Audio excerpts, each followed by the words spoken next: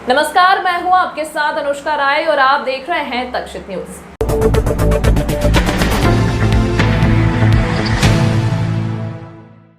MY अस्पताल में फर्जी डॉक्टर बन दवाई और इंजेक्शन चुराने वाले आरोपी को स्टाफ ने पकड़कर पुलिस के हवाले किया है। आरोपी से पूछताछ जारी है। इंदौर के एमवाई अस्पताल में स्टाफ ने एक फर्जी डॉक्टर को पकड़ा है। वह रात में डॉक्टर की एप्रिन पहनकर अंदर घुस आया था। इसके बाद आपातकालीन सेवा से दवाई और इंजेक्शन चुराने लगा। इस दौरान स्टाफ ने सीसीटीवी में उसकी हरकत देखी और उससे पूछताछ की। वह इस मामले में जवाब नहीं दे पाया। इसके बाद स्टाफ ने पुलिस को जानकारी दी। पकड़ाए युवक का नाम कुशल दुलेटिया निवासी 3 इमली है। एक जिसने कि मेल नर्सिंग का कोर्स किया हुआ है, एक कंपाउंडर था मूल रूप से, जो कि वहाँ पोस्टेड भी नहीं है। वहाँ पर उसने अप्रेन पहना डॉक्टर का और रात में चला गया और इंजेक्शन चोरी करने के प्रयास किए। तत्काल इसमें एमआईएच के जो कैमरों में दिख गया तो एमआईएच के जो स्टाफ थे उनको खबर लगी। उन्होंने तत्काल पुलिस को खबर की। पुलिस मौके पर पहुंची, उससे पूछताछ की जा रही है और वैधानिक कार्रवाई की जाएगी।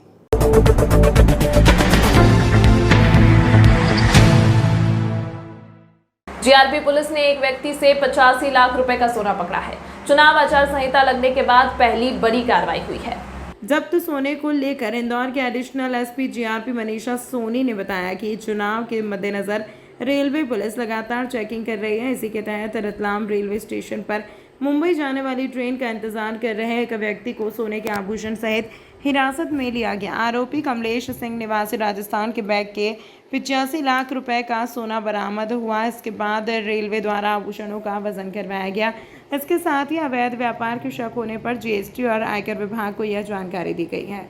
जी, आचार संहिता के लगते ही जीआरपी इंदौर के सभी अधिकारियों को railway headquarters and SRP Indore के द्वारा ये निर्देशित किया गया कि सभी ट्रेन्स में, प्लेटफॉर्म्स में, मुसाफिर खानों में सघन चेकिंग की जाए और किसी भी प्रकार की अवैध वस्तुओं का परिवहन न हो सके।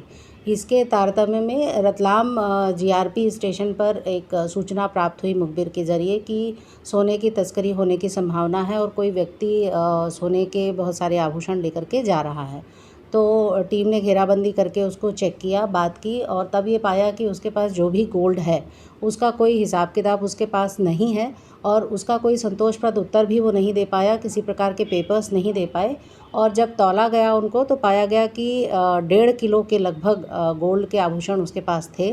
तो तत्काल वहाँ कार्यवाही की गई और जीएसटी रतलाम और इनकम टैक्स डिपार्टमेंट के ऑफिसर्स को बुला करके विधिवत उसकी जब्ती की गई और उसमें जांच की जा रही है। ये मुंबई से लेकर के उसका आना हुआ है। मुंबई से उदयपुर गया था और उदयपुर से वापस मुंबई जा रहा था।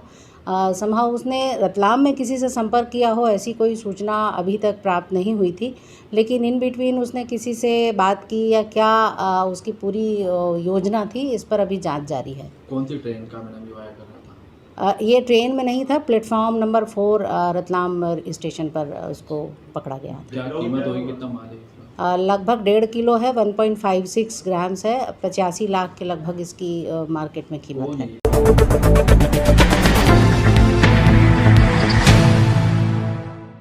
चौइथराम मंडी के व्यापारी से पैसे लेकर लौट रहे किसान के साथ 2 बाइक सवार बदमाशों ने की लूट। मोबाइल और नकदी रुपए लेकर हुए फरार। अन्नपूर्णा पुलिस ने किया मामला दर्ज। मामला अन्नपूर्णा मंदिर के पास का है। किसान सौदान सिंह पुत्र दुले सिंह चौइथराम मंडी के व्यापारी से 50,000 रुपए लेकर अपने घर की तरफ जा रहा था।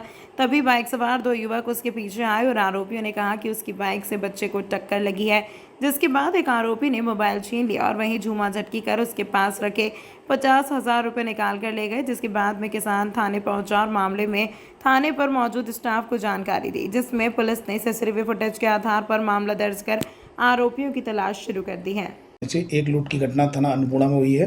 थाना अन्नपूर्णा में एक व्यक्ति जो कि मोटरसाइकिल से जा रहा था, उसमें 2 अज्ञात व्यक्ति मोटरसाइकिल सवार आए और उनके द्वारा उसको रोका गया और ये बोला गया कि तुम्हारी मोटरसाइकिल से किसी की टक्कर हुई है, तुमने किसी को चोट पहुंचाई है। और फिर रोका, मेरी चाबी निकाल ली और चाबी निकालने के बाद से फिर उसके साथ मारपीट की और उसके पास से 50,000 रुपये रखे थे वो लूट लिया और इसके अलावा उसका मोबाइल भी लूट लिया। इस आधार पर लूट की विभिन्न धाराओं में थाना अन्नपूर्णा में केस रजिस्टर किया कर इन्वेस्टिगेशन में लिया गया है। सीसीटीवी फुटेज में घटना को देखा जा रहा है। क्राइम ब्रांच की टीम भी लगा दी गई है। जल्दी इसके आरोपी को आइडेंटिफाइड किया जाकर उसको गिरफ्तार किया जाएगा।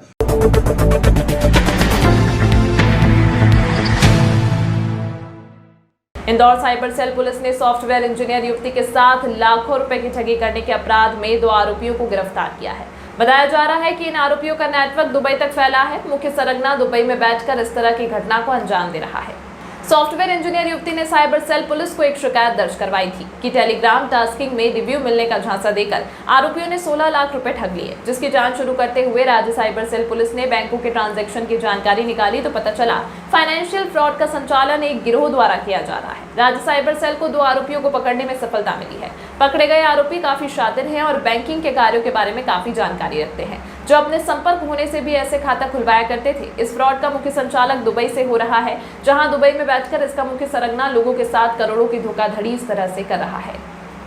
राज्य साइबर सेल में विगत दिनों एक सॉफ्टवेयर इंजीनियर युवती ने एक शिकायत दर्ज कराई थी कि उसको लाइक्स बढ़ाने के नाम से कुछ टास्क दिए गए और टेलीग्राम पर उससे इन्वेस्टमेंट कराया गया लगभग 16,64,000 रुपए का, और बाद में उसको इन्वेस्टमेंट के रिटर्न के नाम में कुछ भी हाथ नहीं लगा और उसके साथ आर्थिक धोखाधड़ी कारित की गई।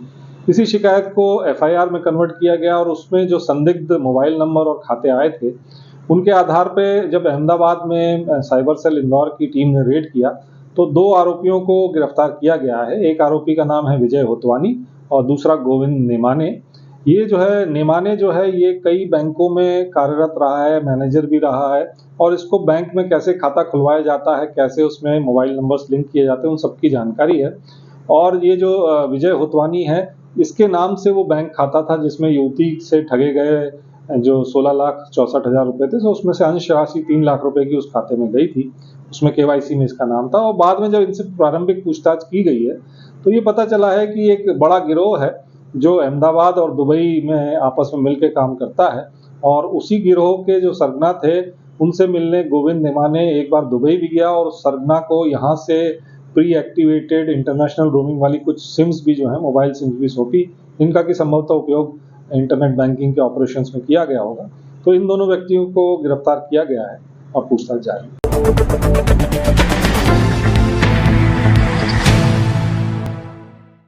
इंदौर शहर में विधानसभा चुनाव की तैयारियां लगातार जारी हैं। चुनाव की तैयारियों के साथ ही अधिक से अधिक मतदान के प्रति जागरूकता लाने के प्रयास भी शुरू किए गए हैं। इसी सिलसिले में निगम आयुक्त हर्षिका सिंह ने शहर के अलग अलग क्षेत्र से जुड़े प्रबुद्धजनों के साथ बैठक आयोजित की। बैठक में मतदान के प्रति जागरूकता लाने का संकल्प भी लिया गया। साथ ही तय किया गया कि चुनाव तक हर वीकेंड पर शहर के प्रमुख स्थलों और बाजारों में अलग अलग अभियानों के जरिए मतदान के प्रति जागरूकता लाने का प्रयास किया जाएगा।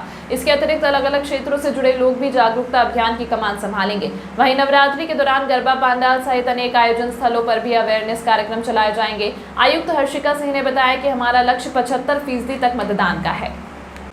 बेसिकली मतदाता जागरूकता को लेकर हमारे इंदौर शहर के विभिन्न सोशियो इकोनॉमिक कास्ट रिलीजन के जो हमारे लोग हैं उन सबको बुलाकर हम लोगों ने एक बातचीत किया था।